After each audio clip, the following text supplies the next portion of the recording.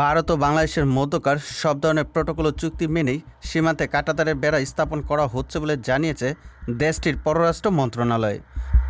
সোমবার 13ই জানুয়ারি ভারতে নিযুক্ত বাংলাদেশের ভারপ্রাপ্ত হাইকমিশনার মোহাম্মদ নুরুল ইসলামকে তলব করে একথা জানিয়েছে নয়াদিল্লি।